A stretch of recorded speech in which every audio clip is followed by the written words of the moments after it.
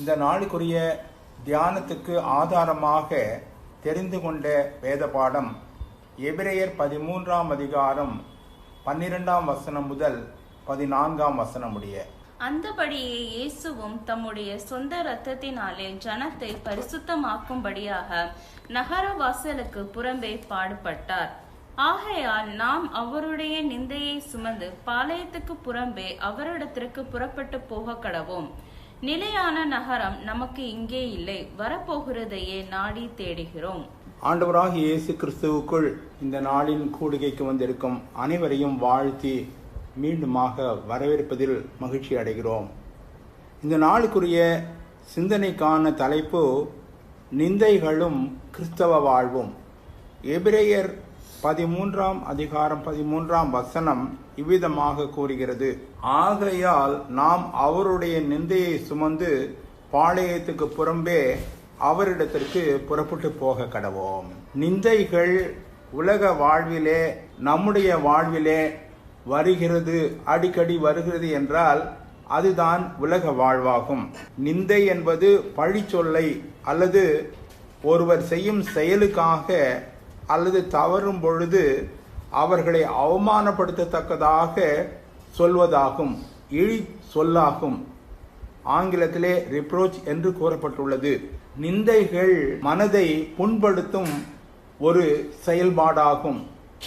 அநேக தருணங்களிலே மக்கள் சோர்ந்து போவது ஒருவேளை சரீர பிரகாரமாக அல்ல, மனதளவிலே தங்களை குறித்து நிந்திக்கிற வார்த்தைகளை கேட்கும் பொழுது அவர்கள் சோர்ந்து போகிறார்கள். ஒரு மனிதன் நிந்திக்கலாமா?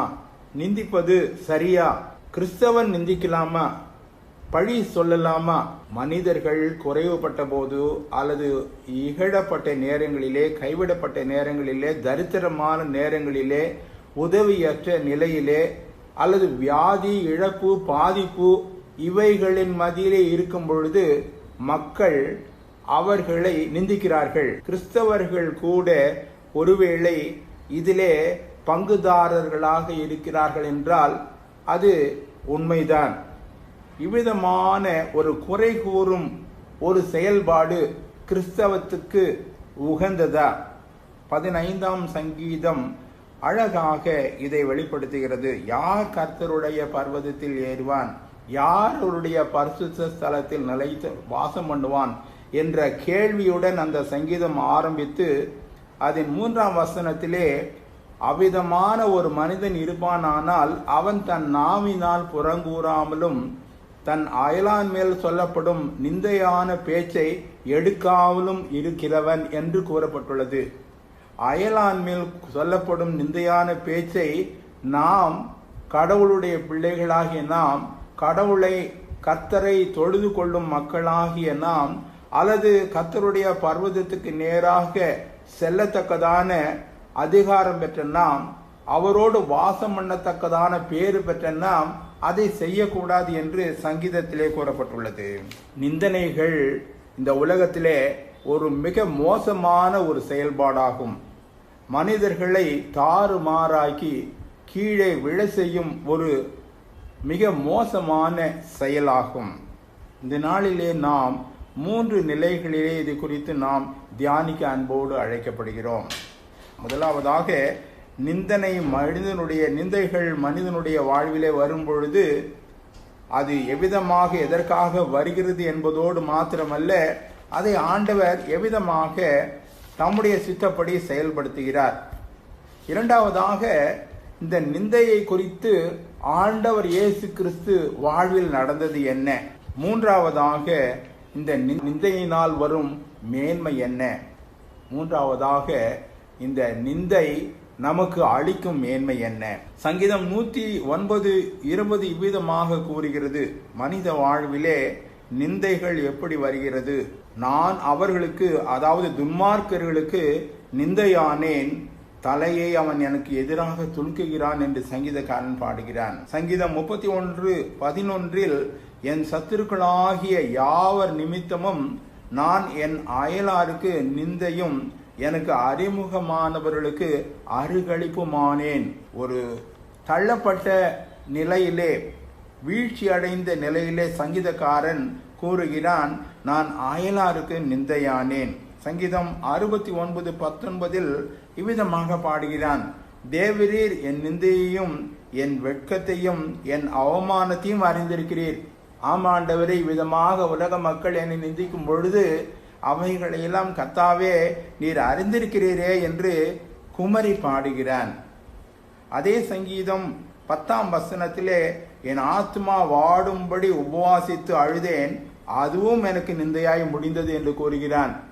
தன் சூழ்நிலை நிமித்தம் உபவாசம் இருந்தாலும் கூட அதுவும் நிந்தனையிலே தான் முடிந்து விடுகிறது என்று அங்கலாய்க்கிறான். 69 சங்கீதம் 7 உமது நிமித்தம் நிந்தையை சகித்தேன், இலச்சை என் முகத்தை மூடிற்று என்று கதறுகிறான். ஆண்டவரே, உம்முடைய நாமத்தின் நிமித்தம் நிந்தையை சகித்தேன், இலச்சை என் முகத்தை மூடுகிறது. ஆண்டவராகிய கடவுளிடம் சங்கீதக்காரன் திரும்புகிறான். 119 சங்கீதம் 22 இவ்விதமாக கூறுகிறது, நிந்தையையும் அவமானத்தையும் என்னை விட்டு அகற்றும். ஆண்டவரே, எனக்கு வேறு வழி இல்லை, நீரே என் நிந்தையும் அவமானத்தையும் என்னை விட்டு அகற்ற வேண்டும் என்று பாடுகிறான்.